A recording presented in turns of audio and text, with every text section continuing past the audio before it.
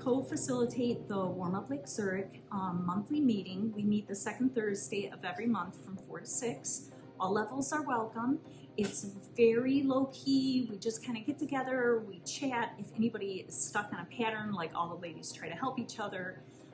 It's open to teens through up. You don't have to work on charity projects, but a lot of us do create things for charity.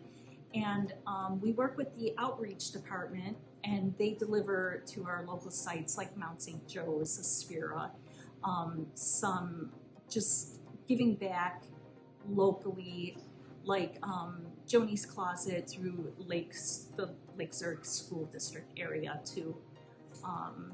So recently I've connected with somebody who's also helping with like the people experiencing homelessness throughout the Chicagoland area.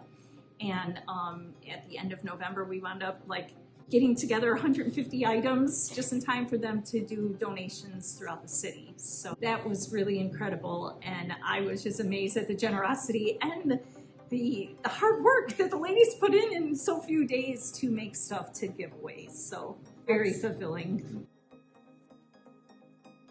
Well, it's for one thing, it's extremely relaxing because it's usually a repetitive stitch, especially when you just stay with the basic patterns. You're just kind of doing the same thing over and over, so it's very meditative in a way. And so for like just self-care, like it's a really nice thing. But also it's when you're waiting in a waiting room or you're waiting to pick up your kids, like you wind up with like something practical at the end of all those little pockets of time that otherwise you might just be scrolling on your phone. Hats and scarves, blankets, and then that led into a lot of like charity donations, which also makes me feel very happy and fulfilled to be able to do that. I had a very strong interest to learn how to knit or crochet, and no one in my family knew how to do it. So I kind of brought it up to my mother-in-law over 20 years ago when she was still with us. She passed away in 2013. So this is very special to me being able to do this because she was the one that sat down. She knew how to chain and how to do a double crochet. That was it. So she taught me how to make this blanket that I brought in. This is the first thing I ever made. It's a little beat up, but it's just so cool. Like I chained and then I did the double crochets all the way around, and I made a blanket. And that's what got me started. Then I went and I took a class at Michael's and I learned how to knit, and then I taught myself how to knit socks. And for years I went crazy and all I did was knit socks. So the cool thing about socks is once you get like the heel turn and how to close the toe, that's it. That's like the key that unlocks the whole thing. And then you could play around with like different patterns and self-striping yarn, and it's so much fun. It's very addictive. The Elizabeth Zimmerman book, Knitting Without Tears, that book is written in such a comforting way. As I was just getting started knitting, there were a lot of tears.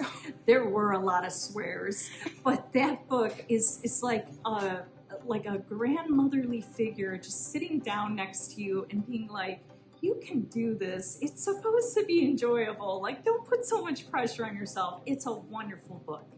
So I can't recommend it enough. Knitting Without Tears.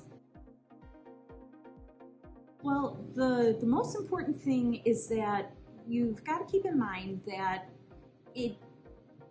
you've got to give yourself a little bit of kindness and expect to make mistakes. Expect it not to just all come in and necessarily make sense, and just keep at it. Just keep doing the stitches, just follow the pattern, check out YouTube for help, come to the Warm Up Lake Zurich class, ask some people who know how to do it if you get stuck.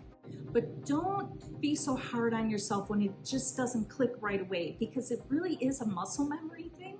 The more you do it, the more your body will just kind of understand like how these stitches form. And I've been doing this for over 20 years, and there's still patterns that I will look at and I'll start working on it and I'll read the instructions and I'm like, I don't know what that means. Like, how is that gonna look? And I've told my friends, like, just kind of, okay, break it down, like 3 single crochets and 2 double crochets, like just go with it and it'll make sense.